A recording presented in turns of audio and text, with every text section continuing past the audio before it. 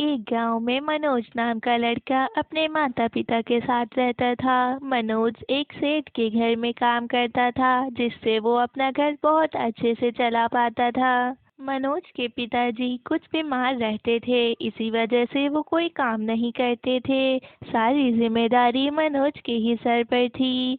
एक दिन मनोज अपने काम पर से घर आता है तो उसकी माँ कहती है, अरे बेटा, लगता है तू तो बहुत ज्यादा ही थक गया है। मैंने आज तेरे पसंद का खाना बनाया है, तो चल मैं तेरे लिए खाना लगा देती हूँ। हाँ माँ जी, आज मैं बहुत थक गया हूँ क्योंकि आज मैं सेठ जी को उनकी ज़मीनों पर लेके गया था। फिर सरिका देवी मनोज के लिए खाना लगाती है और मनोज खाना खाता है।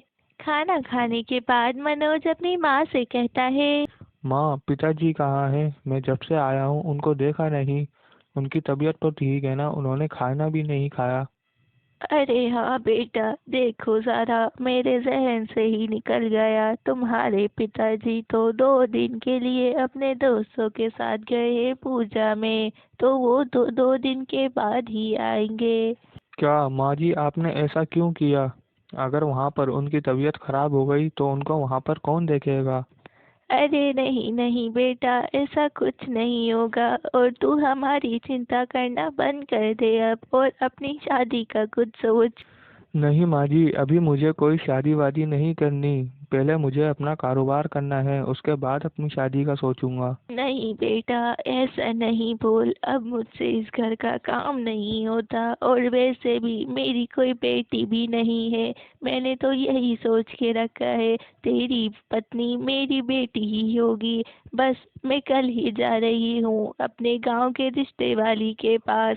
वहीं मैं उसको कह दूंगी कि तुम्हारी शादी की कहीं बात चला ले। ठीक है माँ, अगर आपकी खुशी इसी में ही है तो ठीक है, मैं शादी कर लेता हूँ। फिर अगले दिन सुबह फिर सारिका देवी रिश्ते वाले के घर पहुंचती हैं और कहती हैं, अरे विमला बहन, कैसी हो तुम? हाँ हाँ सारिका देवी, मैं तो बिल्कुल ठीक हूँ। तुम कैसी हो? मेरे घर कैसे आना हुआ? अरे बहन, तुम रिश्ते लगाने वाली हो, तुम्हारे घर कोई आएगा तो रिश्ता ही लगवाएगा ना।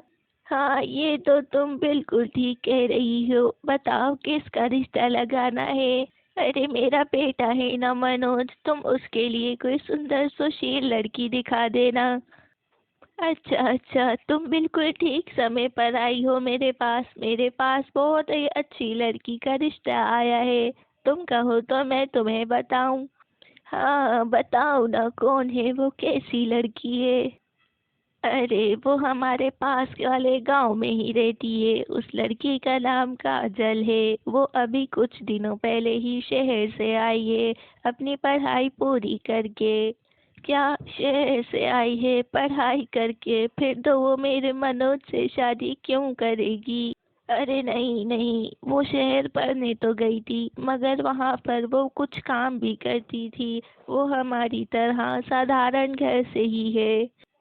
अच्छा अच्छा ठीक है, फिर आज रात तक के मेरे पति भी आ जाएंगे। मैं उनसे पूछ कर तुझे जवाब दे दूंगी। फिर हम लोग चलेंगे उन लोगों के घर। अच्छा चलो ठीक है, तुम बैठो तो सही, मैं तुम्हारे लिए चाय लेकर आती हूँ। नहीं नहीं, मुझे बैठना नहीं है, मैं बस घर जा रही हूँ। घर का पूरा काम ऐसे ही पड़ा है।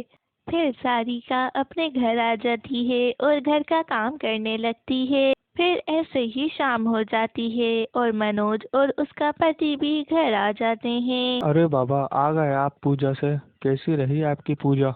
हाँ बेटा, मेरी पूजा बहुत अच्छी रही। बहुत आनंद आ गया पूजा करके। चलें चलें, अब बातें बंद भी कर दें। चलें अब खाना खा लेते हैं। खाना खाने के बाद मुझे आप लोगों से कुछ बात भी करनी है। फिर खाना खाने के बाद सारिका उन दोनों को सारी बात बताती है। अरे, सुनने में तो लगता है कि लड़की बहुत ही अच्छी होगी। हम कल ही चलते हैं उनके घर। हाँ हाँ, मैं कल का ही तो कहकर आई हूँ विमला से, हम कल ही चलेंगे उनके घर। फिर अगले दिन सुबह फिर वो लोग लड़की वालों के घर पहुंचते हैं। वो लोग देखते हैं कि लड़की वाले तो बहुत ज़्यादा ही गरीब हैं और लड़की की माँ भी विधवा थी। लेकिन जब वो लोग काजल को देखते हैं तो वो उनको बहुत पसंद आती है। वो लोग रिश्ता पक्का कर देते हैं और फिर कुछ ही दिनों बाद मनोज और काजल की शादी हो जाती है। काजल अपनी जिम्मेदारी बहुत अच्छे से निभा रही थी। बताइए माँ जी, आज क्या बनाना है? मैं जल्दी से बना देती हूँ। अरे बेटा, बहुत दिन हो गए हैं जब से तुम्हारी शादी हुई है। उसके बाद से कुछ अच्छा खाया ही नहीं। कुछ मज़े का बना दो। हाँ काजल, माँ जी बिल्कुल ठीक कह रही हैं। आज कुछ अच्छा सा खाने में बना लो। फिर काजल रसोई घर में आ जाती है कुछ अच्छा बनाने के लिए। फिर उसको काफी समय बीत जाता है। अरे बेटा मनोज, ये काजल कहाँ चली गई है? ये तो अभी तक नहीं आई कुछ अच्छा बना के। हाँ माँ, बिल्कुल ठीक कह रही हो। मैं अभी जाता हूँ और इसको देख कर आता हूँ ये क्या कर रही है।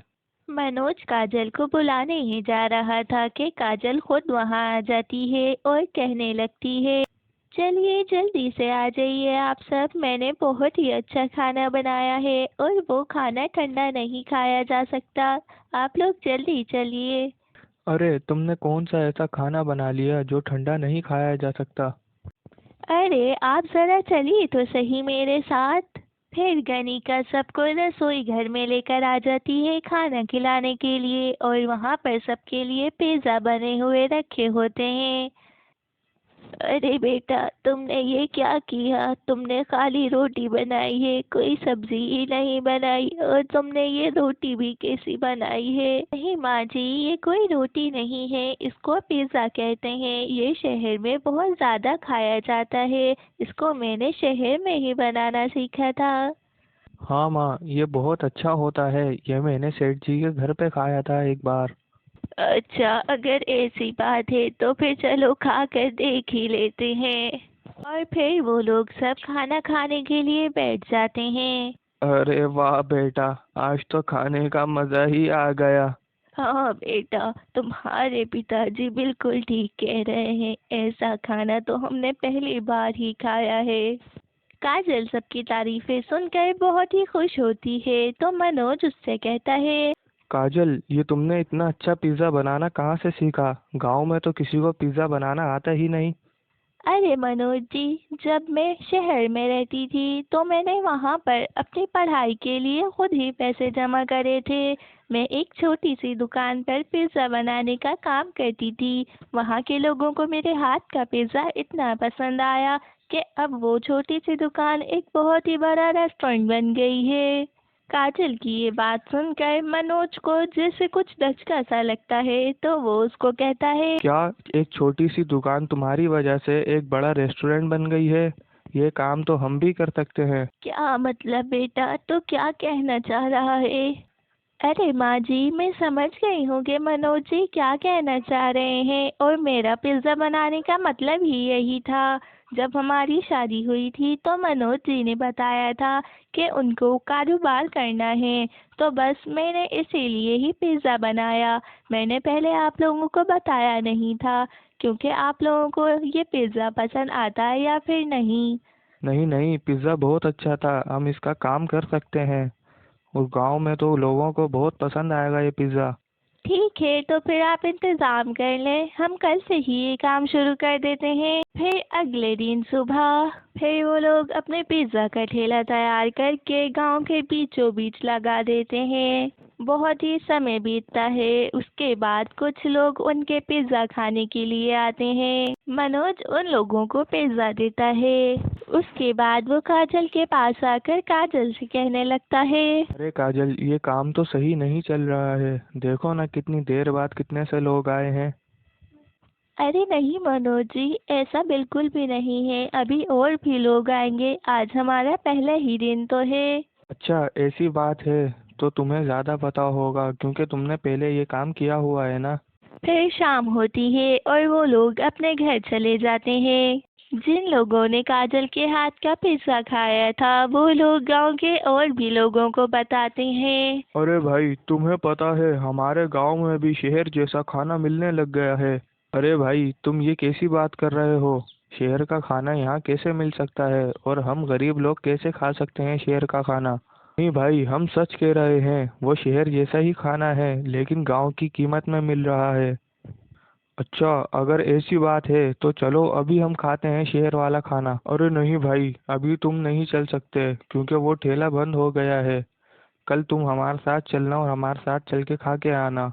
और फिर अगले दिन सुबह जैसे ही वो लोग अपना ठेला खोलते हैं तो उनके पास बहुत ही ज्यादा रश लग जाता है, जो देखकर मनोज बहुत ही खुश होता है। धीरे धीरे करके वक्त बीत रहा था और शाम हो जाती है।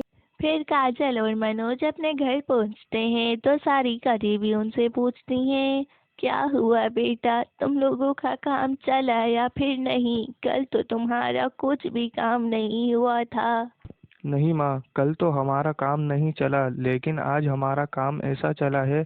अगर ऐसा काम रोज ही चलता रहे तो जैसे काजल बता रही थी इसके सेठ की दुकान एक रेस्टोरेंट बन गई है, ऐसे ही हमारा ठेला भी एक दुकान बन जाएगा। हाँ माँ जी, मनोज जी बिल्कुल ठीक कह रहे हैं और ऐसा बहुत जल्द ही हो जाएगा। पिज्ज़ा लोगों को बहुत ही पसंद आया है। अच्छा अच्छा, चलो अब तुम लोग जाकर आराम कर लो, फिर खाना खा लेना। फिर वो लोग अपने कमरे में आ जाते हैं। कमरे में आने के बाद मनोज काजल से कहता है, काजल, तुम्हारा बहुत शुक्रिया जो तुम मेरी जिंदगी में आई और मेरा कारोबार करने का सपना पूरा हुआ।